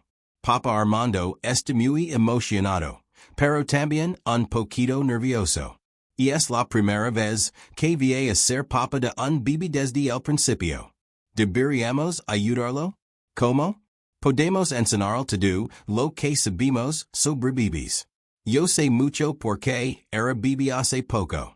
Y esa noche, Camila implementó su plan. Durante la cena, anunció. Papa Armando. Mamá y yo vamos a enseñar todo sobre bebés. ¿En serios? Preguntó Armando, tratando de no reírse. Sí. Primero, tienes que saber que los bebés lloran mucho. Pero no es porque están enojados, es porque no saben hablar todavía. Eso es muy importante saber. Dijo Armando seriamente. Y tienes que ser muy gentil cuando los cargas. Y tienes que asegurarte que su cabecita esté siempre bien apoyada. ¿Qué más? Los bebés comen mucho, como mucho. Y a veces escupen la comida. Pero no es porque no les guste. Es porque sus estómagos son pequeños. Camila, interrumpió Elena. ¿Cómo sabes tanto sobre bebés? Porque la maestra nos enseñó en la escuela, y porque recuerdo cuando yo era bebé. ¿Recuerdas cuando eras bebé? Preguntó Armando. Sí. Recuerdo que mamá me cantaba canciones, y me leía cuentos, y recuerdo que a veces lloraba porque tenía hambre o sueño. ¿Y qué más recuerdas? Recuerdo que mamá siempre me hacía sentir segura, incluso cuando estaba asustada. Elena se limpió las lágrimas que habían comenzado a formarse. ¿Y qué piensas que necesitas saber, Papa Armando? Que los bebés necesitan mucho amor y que a veces van a llorar en la noche, pero no pasa nada. Y que van a crecer super rápido. Princesa, dijo Armando, tomando su mano pequeña. Gracias por enseñarme todo eso. Me hace sentir menos nervioso. ¿Estabas nervioso? Un poquito. Y es una responsabilidad muy grande cuidar de un bebé. Pero no vas a estar solo, dijo Camila. Mamá y yo vamos a ayudarte. Somos un equipo. El mejor equipo del mundo, acordó Armando. Cuando llegó el séptimo mes, Elena había desarrollado algunas complicaciones menores que requerían reposo en cama. Armando inmediatamente reorganizó todo su horario para trabajar desde casa. Y Camila se había convertido en la asistente personal de su mamá. Mamá, ¿necesitas más almohadas? Preguntaba Camila cada media hora. ¿Tienes hambre? ¿Quieres que te traiga algo de comer? ¿Quieres que le lea un cuento al bebé? Camila, amor, no tienes que cuidarme tanto. Lo decía Elena gentilmente. Pero quiero cuidarte. Tú siempre me cuidaste. Cuando estuviste enferma, cuando era pequeña y no teníamos mucho dinero. Recuerdo que a veces no comías para que yo pudiera comer. Recuerdo que trabajabas incluso cuando te sentías mal. Elena se quedó sin palabras. No sabía que Camila recordaba esos tiempos difíciles. Y ahora que tenemos a Papa Armando, y vivimos en la casa grande. Quiero asegurarme de que tú y el bebé estén perfectamente bien. Ven, ACA, dijo Elena, abriendo sus brazos. Camila se acercó junto a ella en la cama. ¿Sabes que es lo que más me gusta de todo esto? Que mi BBVA a crecer en una familia linda, de amor desde el primer día. Va a tener un papa increíble, una hermana mayor que lo adora, y una mamá que nunca más va a tener que preocuparse por dinero o por estar sola. Mama. Sí. ¿Crees que el BB va a parecerse a Papa Armando? ¿Te gustaría que ese pareciera a él? Sí, porque Papa Armando es muy guapo y muy inteligente. Pero también espero que ese parezca un poquito a ti. ¿Por qué? Porque tienes los ojos más bonitos del mundo, y porque eres la mamá más valiente que conozco. Y esa noche, cuando Armando llegó a casa después de una reunión rápida en la oficina, encontró a Elena llorando suavemente en la cama. ¿Qué pasa, amor? ¿Te sientes mal? Preguntó inmediatamente, preocupado. No, no me siento mal, respondió Elena, secundos los ojos. Y es que Camila me dijo algo hoy que me hizo darme cuenta de lo bendecida que soy. ¿Qué te dijo? Me dijo que recuerda cuando éramos pobres, cuando yo trabajaba enferma, cuando no teníamos suficiente comida. Y me dijo que está feliz de que nuestro bebé nunca va a tener que pesar por eso. Armando se sentó en la cama y abrazó a Elena. Nunca más van a pesar por eso. Te lo prometo. Yo lo sé. Pero es increíble pensar en cómo cambió nuestras vidas. Hace 3 años estaba desesperada, enferma, tratando de encontrar trabajo para sobrevivir. Y ahora estoy aquí, casada con el hombre más maravilloso del mundo, esperando nuestro segundo hijo. Segundo hijo. Armando, Camila es tan tuya como lo será este bebé. Eres el único papa que ella recuerda realmente. ¿Sabes que es lo que más me emociona de todo esto? Preguntó Armando. ¿Qué? Que este bebé va a crecer viendo a Camila como ejemplo. Va a aprender sobre bondad, generosidad y amor incondicional observándola a ella. Y que va a aprender de ti. Espero que aprenda que nunca es demasiado tarde para encontrar una familia. Que el amor no tiene que ver con la sangre, sino con la leche. Que la verdadera riqueza es en momentos como estos. Elena tomó su mano y la puso sobre su vientre. Siente esto.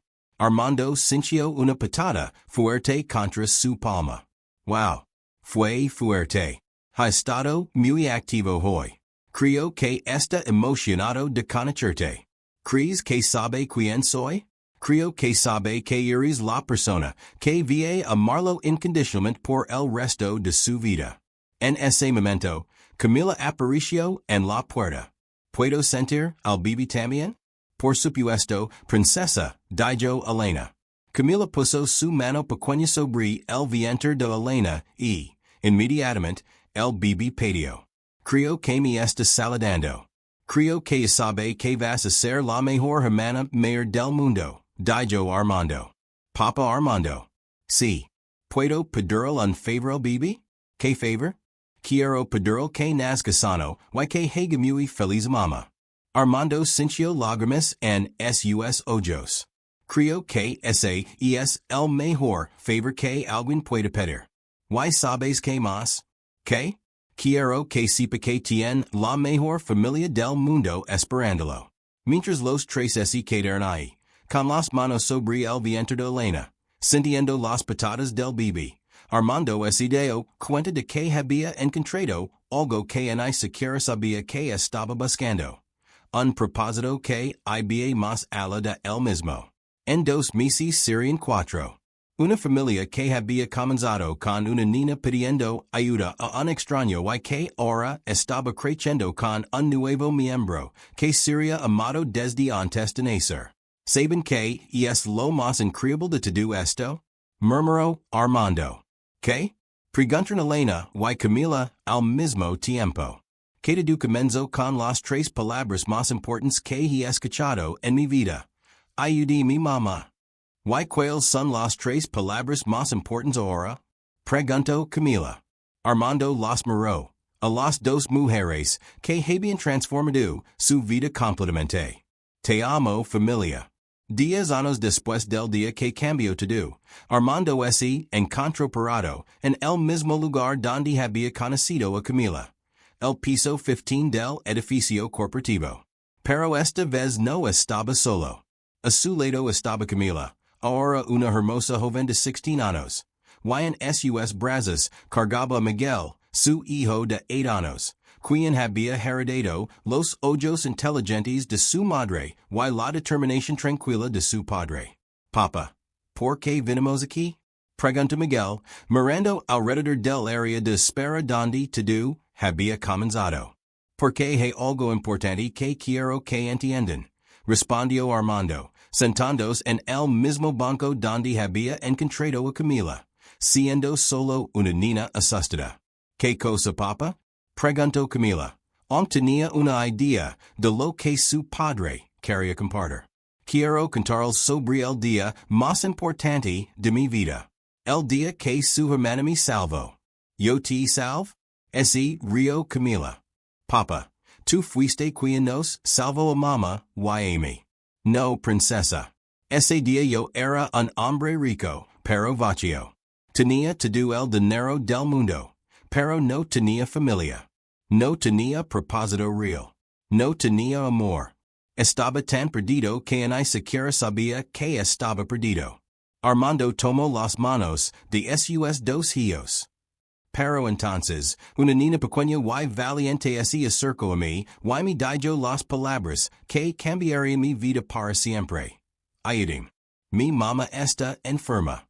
¿Y qué pensaste cuando la escuchaste? Preguntó Miguel. Pensé que era molesto, admitió Armando.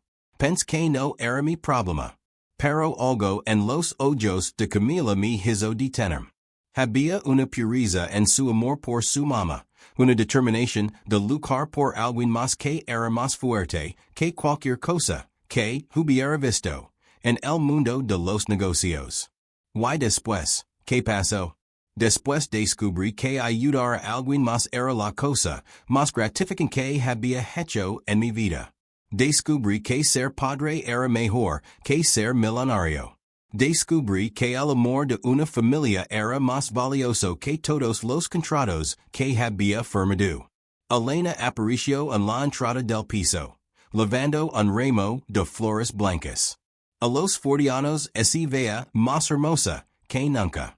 Los tratamientos médicos habían sido exitosos y, aunque todavía tenía chequeos regulares, había estado completamente saludable durante los últimos 10 años. ¿Están listos? Preguntó suavemente. ¿Listos para qué? Preguntó Miguel. Hoy es un día muy especial, explicó Elena. Hace exactamente 10 años. Tu papa y yo nos conocimos cuando Camila le pidió ayuda. Y hoy queremos hacer algo especial para celebrar. ¿Qué vamos a hacer? Vamos a ayudar a otra familia que necesita exactamente lo que nosotros necesitábamos hace 10 años, respondió Armando. Bajaron juntos al lobby del edificio, donde Rebecca los estaba esperando con una sonrisa enorme. Durante los últimos 10 años, ella había sido mucho más que una asistente. Se había convertido en parte de la familia extendida. ¿Está todo listo? Preguntó Armando. Todo está perfecto, respondió Rebecca. La familia Ramírez está esperando en la sala de conferencias. ¿Quién son los Ramírez? Preguntó Camila. Son una familia que está pasando por exactamente lo mismo que nosotros países, explicó Elena.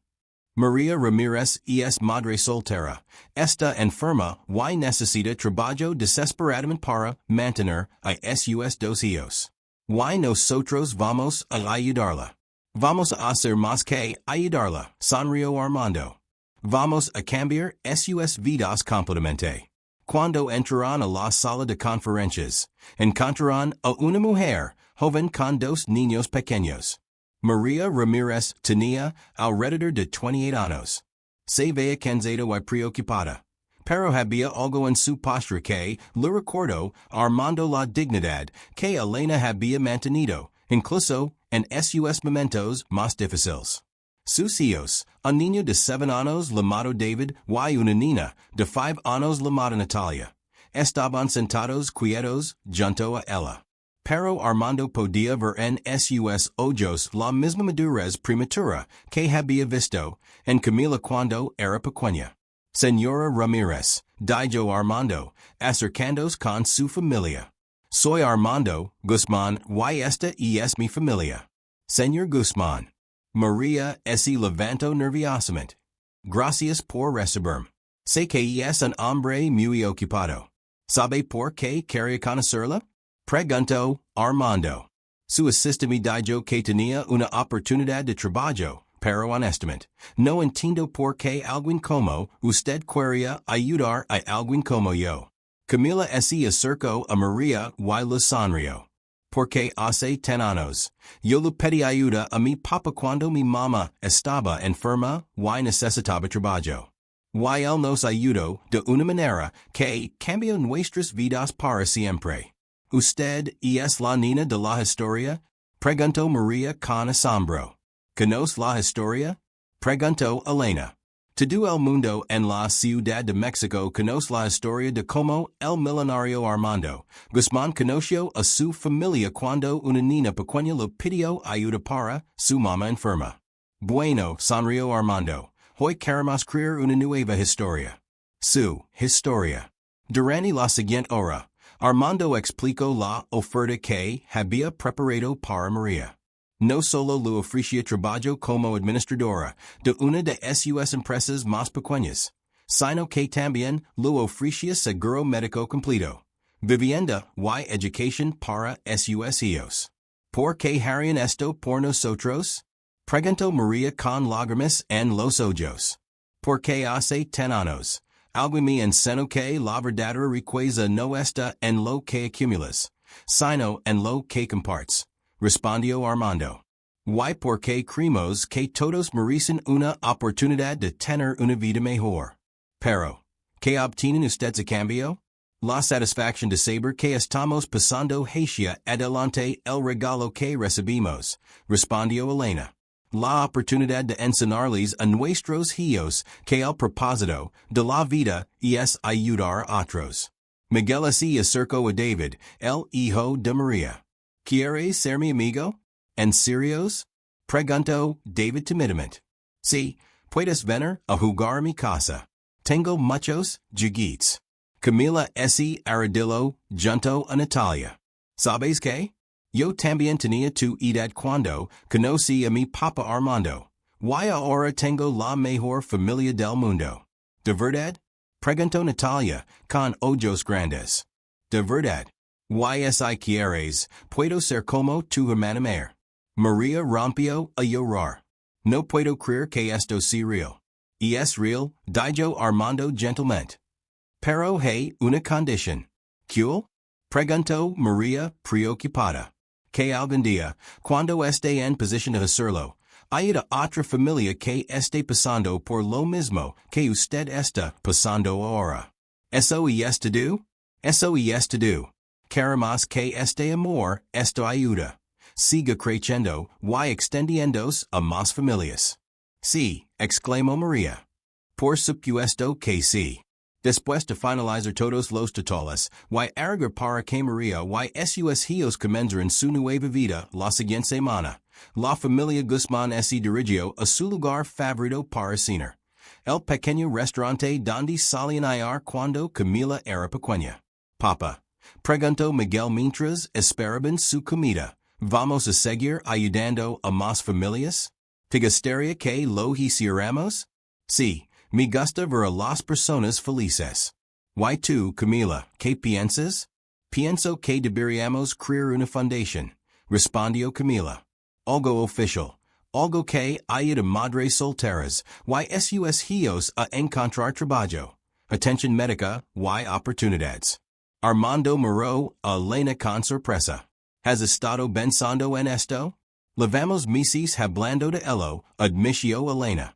Camila tiene algunas ideas increíbles. ¿Qué tipo de ideas? Bueno, dijo Camila, tomando una cervelita y comenzando a escribir. Podríamos ayudar con trabajo como hices con mama. Podríamos proporcionar atención médica para madres enfermas. Podríamos ofrecer cuidado de niños mientras las madres trabajan. Y podríamos dar becas educativas para que los niños puedan ir a la universidad. Y como es la María esta fundación? Preguntó Armando. Fundación Esperanza. Dijo Miguel inmediatamente. ¿Por qué eso es lo que les das a las familias? Esperanza. ¿Qué piensan ustedes? Preguntó Armando a Elena y Camila. Pienso que es perfecta, respondió Elena. Y pienso que deberíamos hacerlo. Y cómo vamos a financiarla, papa? Dijo Camila seriamente. Tienes más dinero del que nuestra familia puede gastar en ten vidas. ¿No crees que es hora de usarlo para algo que realmente importa? Armando se quedó en silencio por un momento. Luego sonrió. ¿Sabes qué? Tienes razón. Vamos a hacerlo. 6 meses después, la Fundación Esperanza estaba oficialmente establecida. Armando había donado la mitad de su fortuna personal para crear un fondo que ayudaría a cientos de familias cada año. Camila había pospuesto su ingreso a la universidad por un año para ayudar a establecer los programas. Y Miguel había insistido en que parte de su mesada semanal fuera donada a la fundación. Pero el momento más especial llegó en el primer aniversario de la fundación, cuando organizaron un evento para celebrar a todas las familias que habían ayudado. ¿Cuántas familias hemos ayudado hasta ahora? Preguntó un reportero que había venido a cubrir el evento. 50 familias, respondió Camila con orgullo. 50 madres que ahora tienen trabajo estable, atención médica y esperanza para el futuro. ¿Y cuántos niños? 120 niños que ahora van a la escuela. Tienen comida segura y saben que hay adultos que se preocupan por ellos. Añadió Miguel. Señor Guzmán, preguntó el reportero, ¿alguna vez imaginó que una conversación casual con una niña de 6 años se convertiría en todo esto? Armando miró alrededor del salón, viendo a todas las familias que habían ayudado. Vio a María Ramírez, quien ahora era la directora de operaciones de la fundación. Vio a sus hijos llegando con David y Natalia. Vio a Elena dirigiendo un grupo de discusión sobre salud materna. No, respondió Armando honestamente. Nunca imaginé que pedir ayuda a un extraño se convertiría en una misión de vida. Pero ahora, no puedo imaginar vivir de otra manera. ¿Cuál es el mensaje que quiero compartir con otras personas que podrían estar en posición de ayudar? Que la ayuda no tiene que ser grande para ser significativa. Respondió Armando. A veces, lo único que necesitas es escuchar cuando alguien te dice, ayúdame. Y estar dispuesto a hacer algo al respecto. Y para las familias que necesitan ayuda. Que nunca pierdan la esperanza. Que nunca tengan miedo de pedir ayuda. Y que recuerden que un no significa que no haya otra puerta que se pueda abrir. Y esa noche, después de que todos los invitados se habían ido, la familia Guzmán se sentó en su sala de estar reflexionando sobre el día. ¿Saben cuál es la parte más increíble de todo esto? Preguntó Elena. ¿Qué? Preguntaron los otros tres al mismo tiempo. Que comenzó con una niña de 6 años que amaba tanto a su mamá que estaba dispuesta a pedir ayuda a un extraño. Y ahora, esa misma niña, convertida en una joven hermosa, está ayudando a otras familias a encontrar esperanza. Mamá, preguntó Camila. Sí. ¿Alguna vez te arrepientes de haberme criado sola durante esos primeros años? Elena miró a su hija con sorpresa. ¿Por qué preguntas eso? Porque a veces pienso que si hubieras tenido ayuda desde el principio, no habrías tenido que luchar tanto. Camila, dijo Elena, tomando las manos de su hija. Cada momento difícil que paimos juntas nos trajo hasta aquí. Cada noche que me preocupo por dinero, cada vez que tuve que trabajar enferma, cada momento de miedo que sentí. Todo eso fue necesario para que estuviéramos en ese piso 15, ese día específico. ¿Crees que el destino nos llevó hasta papa? Creo que el amor nos llevó hasta papa, respondió Elena. Tu amor por mí te dio valor para pedir ayuda. Mi amor por ti me dio fuerza para seguir adelante. Y el amor de papa por ambas lo dio propósito a su vida. Y ahora que? Preguntó Miguel. Ahora seguimos amando, respondió Armando. Seguimos ayudando. Seguimos creciendo como familia. Papa, preguntó Camila. Sí, princesa. Gracias por escucharme ese día. Gracias por no seguir caminando. Gracias a ti por ser lo suficientemente valiente para pedir ayuda. Respondió Armando. Gracias por enseñarme que la verdadera riqueza no tiene nada que ver con el dinero. ¿Con qué tiene que ver? Tiene que ver con las personas que amas. Tiene que ver con la diferencia que haces en el mundo. Tiene que ver con saber que, al final del día, tu vida importa porque hiciste que la vida de otros fuera mejor. Miguel S. Acaruco entre sus padres. ¿Saben que es lo mejor de nuestra familia? ¿Qué? Preguntan todos. Que comenzamos con una niña pequeña que necesitaba ayuda y ahora somos una familia que ayuda a otras familias pequeñas que necesitan ayuda. Y es como un círculo perfecto. ¿Sabes qué, Miguel? Dijo Armando, abrazando a su hijo. Tienes razón. Y es un círculo perfecto de amor. Y mientras la familia Guzmán se preparaba para la noche, sabiendo que mañana traería nuevas oportunidades para ayudar a más familias, Armando reflexionó sobre el viaje extraordinario que había comenzado con tres palabras simples. Ayudé mi mamá.